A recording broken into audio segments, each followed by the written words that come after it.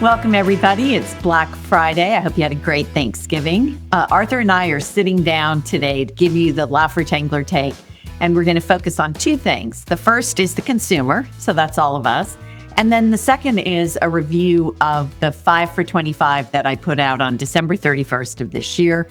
We're going to talk through why and the performance. And then next week, when I'm in New York, I will be revealing the 6 for 26 on CNBC, The Exchange, with Kelly Evans. She's back from maternity leave, so we're going to have a little party and talk about the 6 for 26. So let's get started. Arthur's got a chart to start with, I think, but I'm going to hand it over to him. Hey, everybody. We figured in honor of Black Friday, since we've all been satiated, hopefully, with giant turkey dinners. And now you've got the other feeding frenzy, which is the Friday afterwards, where you're getting inundated with sales, hopefully really good discounts as opposed to bait and switch. We thought we'd talk about really quickly retail sales, because one of the things that Nancy brought up this week was an difference between retail sales numbers we get, which are monthly, and also the consumer spending and the real differences between the two. And there are some pretty marked differences in these series. It's just one of these things about our business where especially with government numbers, you really have to know what's going into them.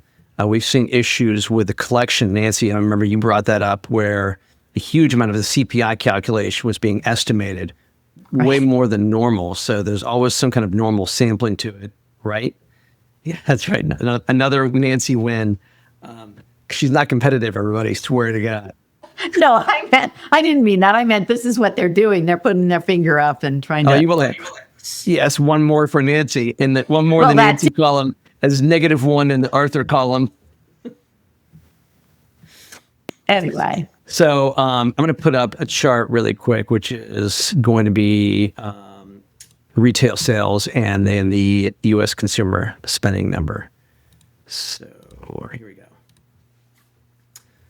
So if you look at the chart on my left, which is U.S. retail sales month over month, and then the chart on the right, which is U.S. consumer spending. And U.S. consumer spending, Nancy very kindly pointed out, is really what goes into the personal consumption expenditures, but that's a monthly series. So this is the quarterly actual series for actual consumer spending. And there's some pretty marked differences in these two series. So they tell you actually different information, right, Nancy?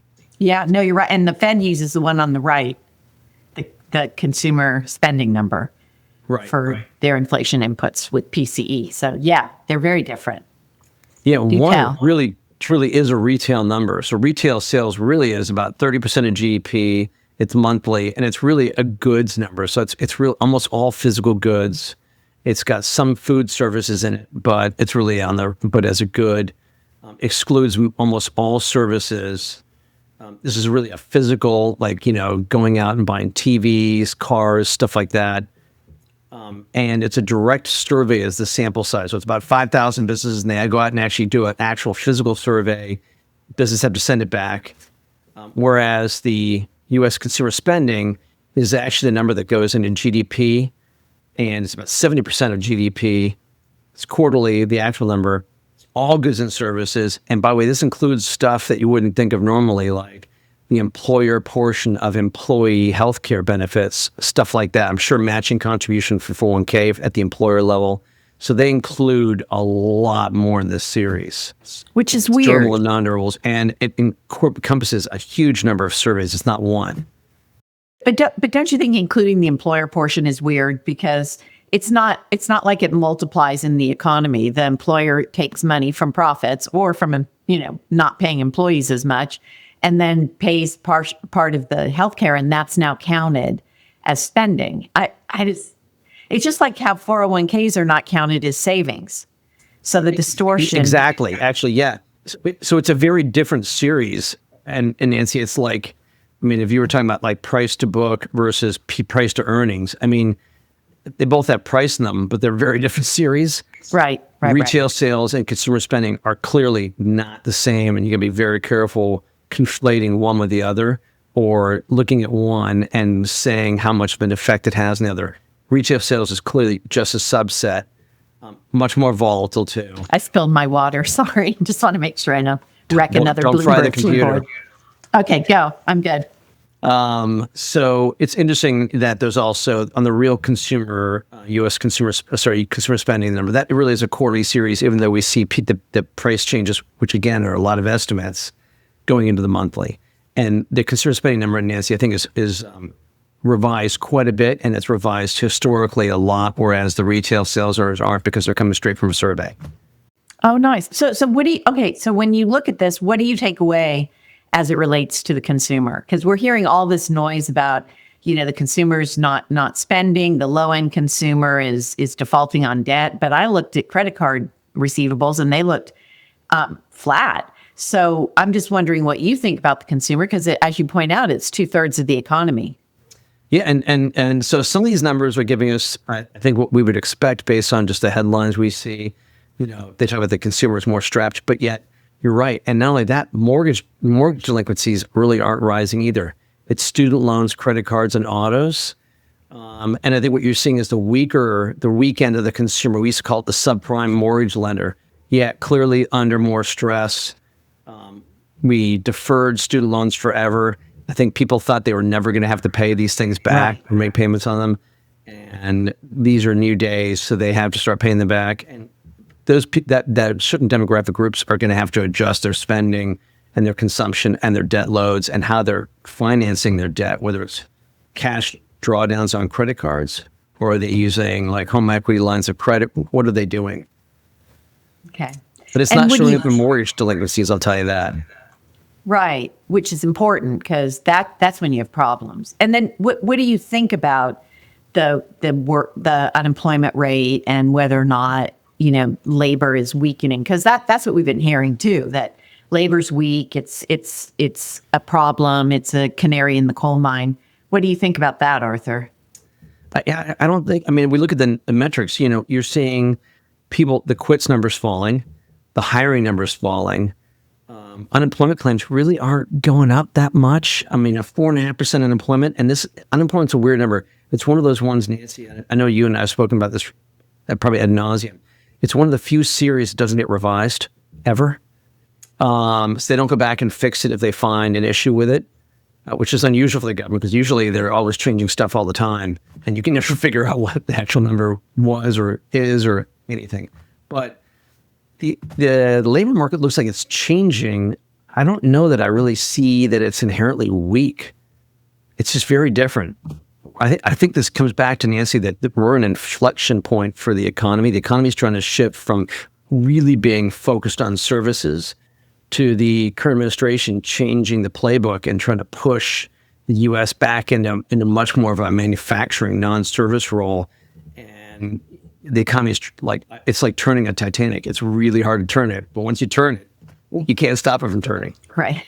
You? What do you think? Yeah, no, I think I agree with you. I mean, we're at 4.5% unemployment. If you look back over other periods, I mean, 5% was considered full employment. We're below that, and yet people are wringing their hands because their kids getting out of college can't find a job. Well, welcome to the world. I mean, I had a heck of a time finding a job when I got out of college. I think that's part of the rite of passage. You got to figure it out, and I mean, the numbers I saw were it's the young, very young, and older. So 55 and older are getting laid off early or retired early because they're expensive. And so in this new world of AI, I mean, one of the things that just struck me in Walmart's earnings is that 50% of their fulfillment. So, think logistics, factory, 50% of the orders are being fulfilled automatically.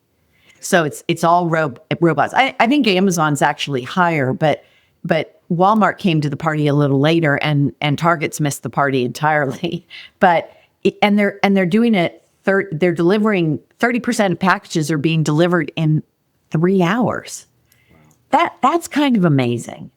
And they're using AI, robotics, the whole shebang. So I think we're going to continue to see more of that. And then the jobs will either get upgraded or the people will be redeployed. But Walmart has committed to not shrinking their workforce any further and sort of growing their way out of the problem. They're delivering on the earnings.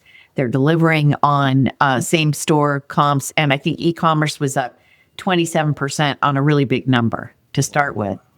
So I think employment's fine, and that, what you get in the stock market that I don't think most people really understand is you get a big, giant group of people that are talking their book. So it starts in the morning with the headlines. The computer programs or the algorithms read the headlines. They start buying or selling, and then the hedge funds jump in. And so it exacerbates the volatility, but that creates an opportunity for our firm, as you know, because we get to buy the really high quality companies on sale. Well, also, we didn't mention, but GDP, the last quarterly report was annualized at 3.8% real. You got GDP now that's bouncing around 4.1, 4.2 range from the Atlanta Fed. So if those numbers are real, if we're actually looking at an economy that is that strong for something the size of the U.S., right, it would beg to actually be more supportive of labor being strong, because if you're growing the economy, I think you can only get, right at this point, you can only get so much from AI right now or robotics. You still have to hire because you can bring people on and get them productive right away.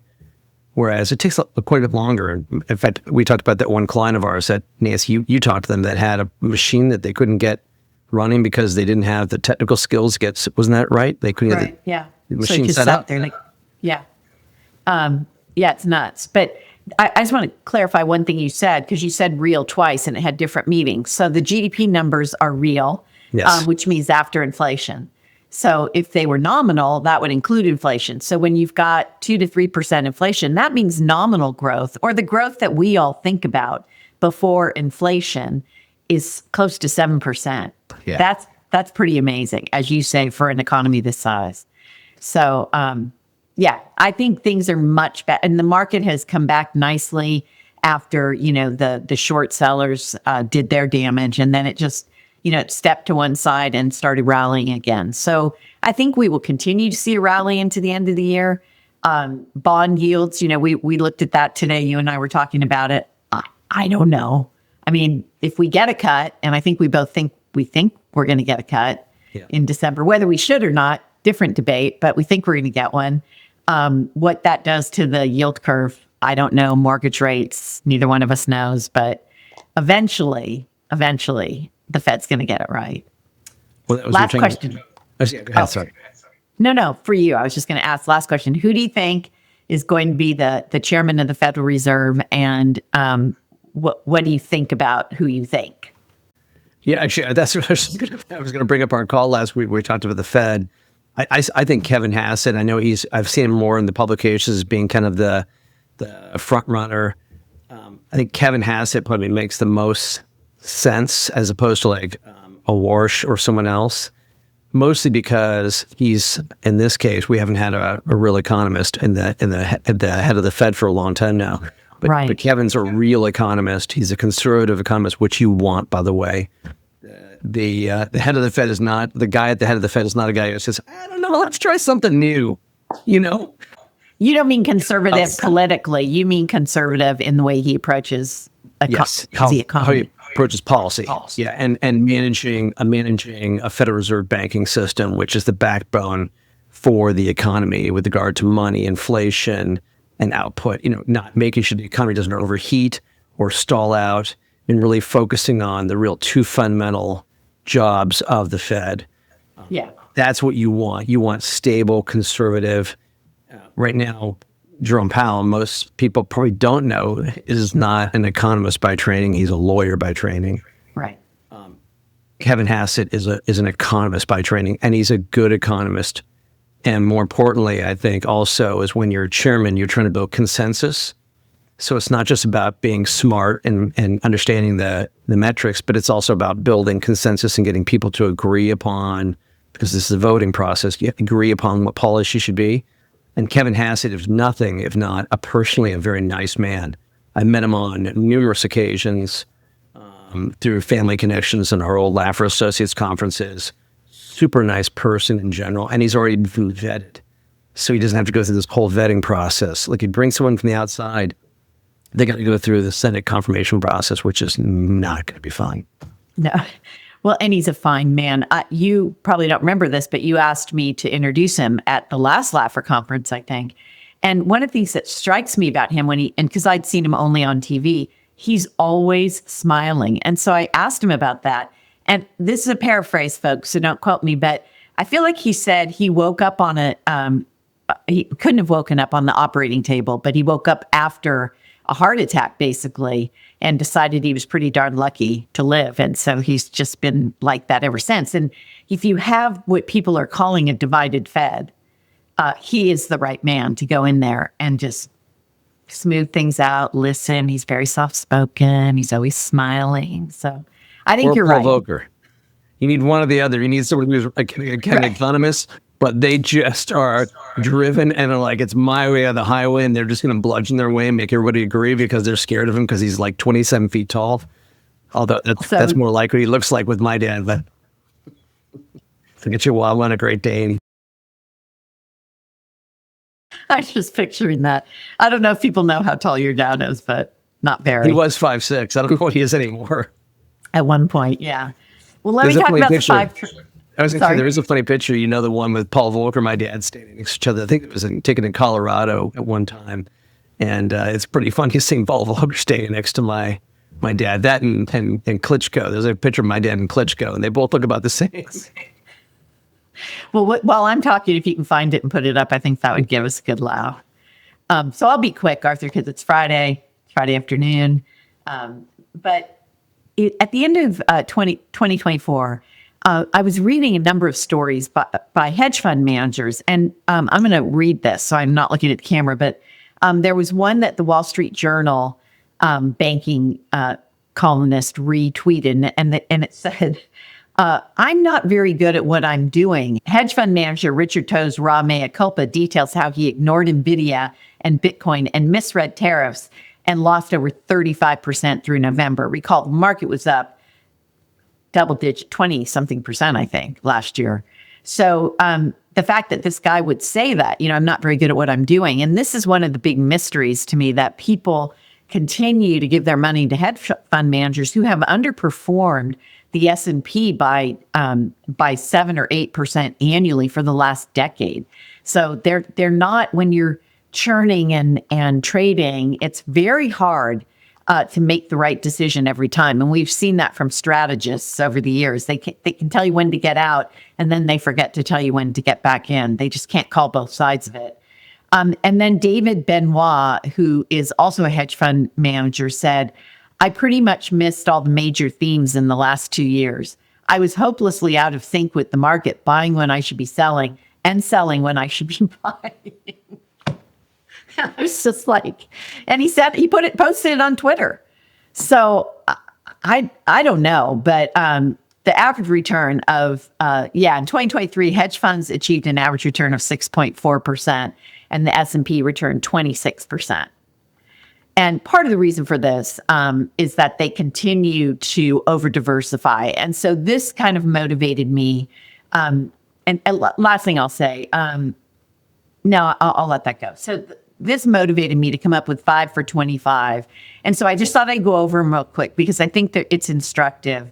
When I wrote the first edition of my book, I found an old interview that I'd given that was 5 stocks I'd given to the Wall Street Transcript. And it was 10 years almost to the day earlier. So I calculated the performance, and the portfolio dramatically outperformed the S&P. Remember, we had 2008 and 2009 bear market in there.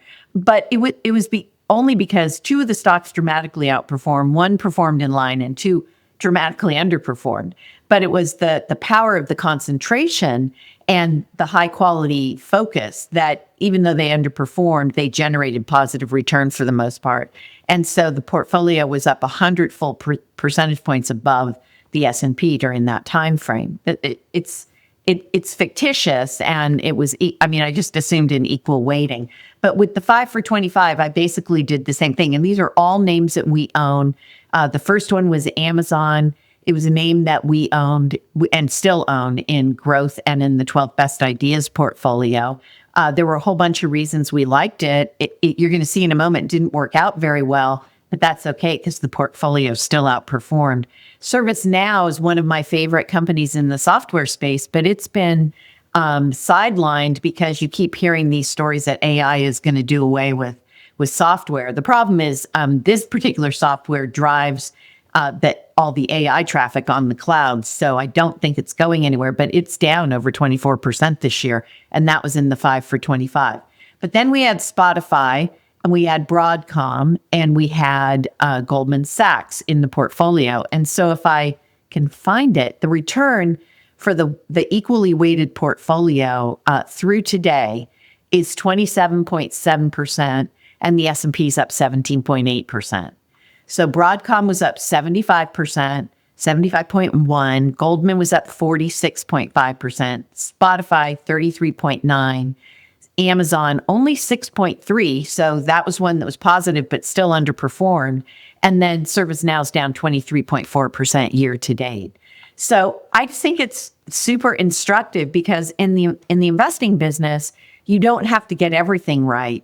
You just have to get it mostly right. So the portfolio's outperformed. If it were a real portfolio, it might have slightly different nuance. So I don't want to sell this as something real. It's just 5 names that we thought would outperform, and they did so far this year. And I expect we will see that carry through the end of the year. So the 6 for 26, I'm struggling.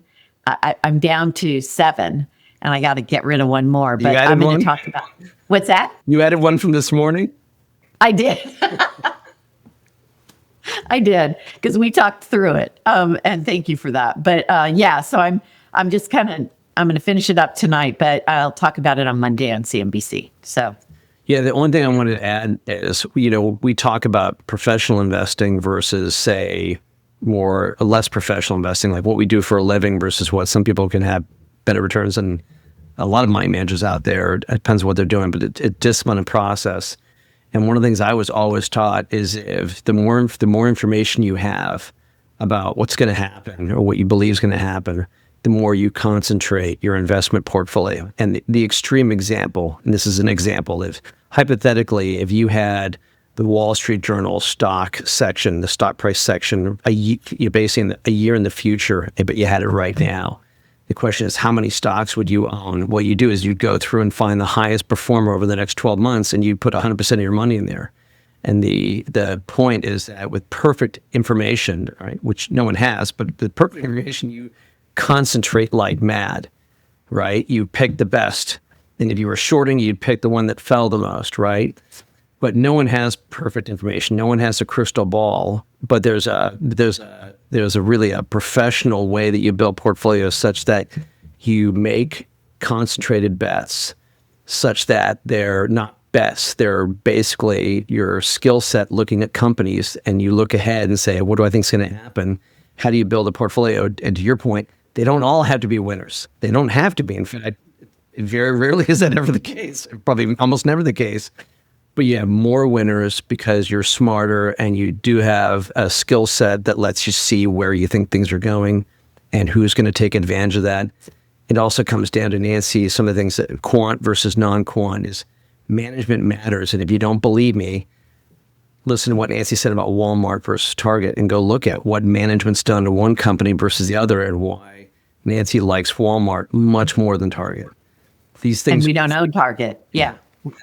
And that's really important. Right. And that's what we try to do at Laffer Tengler. I mean, I think we do it pretty well. I mean, if you make concentrated decisions, I don't like to call them bets, but if you do the research, and we sit on all the earnings calls, the team talks about the names. You and I talk about the macro.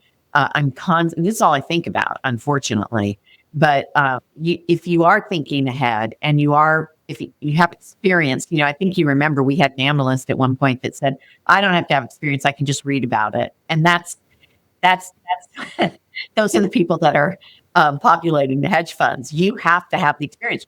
I managed money through the 1990s. This is not that. And so with all this bubble talk, gave us an opportunity to add some names last week. And, we'll continue to do that. And at some point, the party will end. But we're not there yet. And so it's a bigger risk to get out 2 years too early than it is to stay in and maybe get out just a little bit early. And so that's one of the things that that I think is really important for people to think about. And then just don't pay attention. Let us worry. That's all we do. So anyway, I know you know that because you run a fixed income strategy. It's about getting it mostly right. So, anyway, so that's the 5 for 25. Solid performance this year so far. We're almost done. We got 1 month to go.